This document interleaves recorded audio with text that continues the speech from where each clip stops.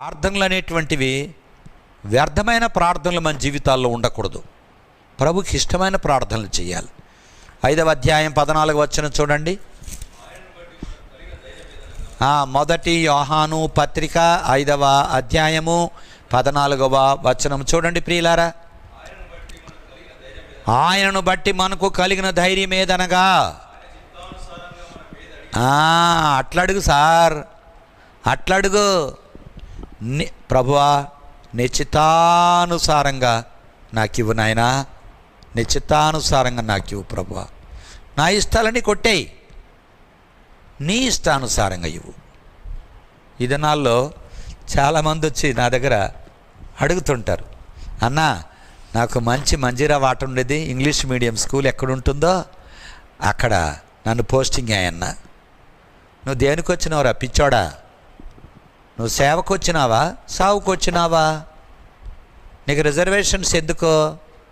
యేసయ్య నిన్ను కొనేసుకున్నాడు కదా, కొనేసుకున్నటువంటి యేసయ్యకు తెలియదా? ఎందుకంటే ఈ దినాల్లో మనుషులు గర్విష్ఠులు. కొంచెం బోధ ఎక్కువైతే, ధనం ఎక్కువైతే, బలగం ఎక్కువైతే వెంటనే వాళ్ళ దైవ చిత్తం నుండి తొలగిపోతారు. మళ్ళీ దేవుని పేరే చెప్తారు. బిలాం కూడా చెప్పాడు కదా, నా దేవుడు చెప్పిన మాట తప్పితే నా ఎత్తు మీరు బంగారు పెట్టినా నేను విన్నాడు. నీలాంటి నాలాంటి బుద్ధిహీనులు వారి మాట వింటే కల్లా ఫ్లాట్ అయిపోతాం. అలా బోధ చేస్తాను మనుషులను మోసగించడానికి దినాలు సేవకులు కూడా చాలామంది.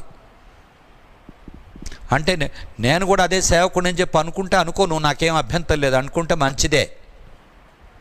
ఎందుకంటే నీ బోధలు చూస్తే మనుషులు ఫ్లాట్ అయిపోతున్నారు. నేను చేసుకోలేనా బోధ, నాకు కూడా వచ్చు బోధ అంటావు.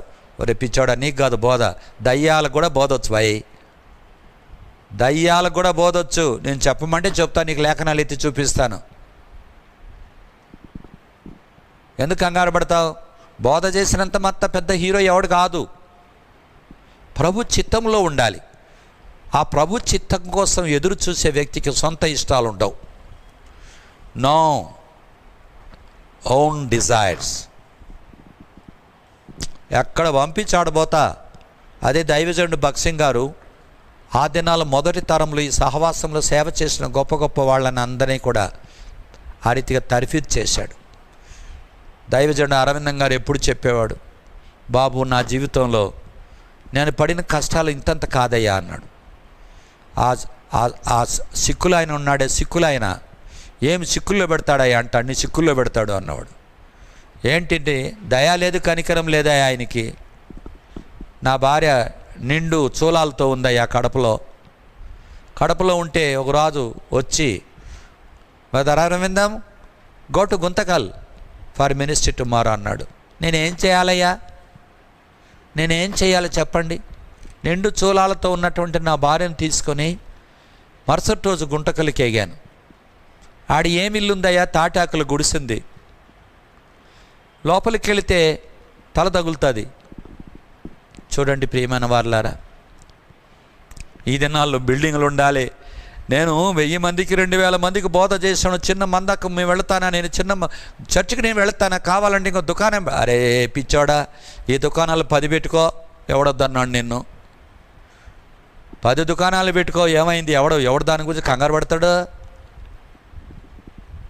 కంగారు పెట్టుకోని అవసరం లేదు. నీకు బోధ వచ్చిందని పెట్టుకుంటున్నావు, పెట్టుకో, నేను ఎవడొద్దనరు. నిన్ను ఆటంకపరిచేవాడే లేడు. నీకు పెద్ద మందిరం ఇస్తానంట, బిల్డింగ్ ఇస్తానంట, చేస్తా. ఇదే నీ సేవ? అట్లా కాదు. అందుకని అరవిందం ఆ దైవజనుడు అనేక మందికి ఆత్మీయమైన తండ్రి అయ్యాడు. అనేక మంది సేవకులకు తగినటువంటి హెచ్చరికలు ఇచ్చాడు. ఆయన బోధ అని చెప్పనంటే చెవులు ఇక్కబొడుచుకొని వినడానికి వస్తారు. అలాంటి గొప్ప దైవజనుడు కూడా ఆయన. ఎందుకనంటే ఆ సిక్కులు ఆయన నేర్పించినాడు అయ్యా అనేవాడు. అలా నేర్పించినాడు. గో దేర్ అంటే గోవాలంతే.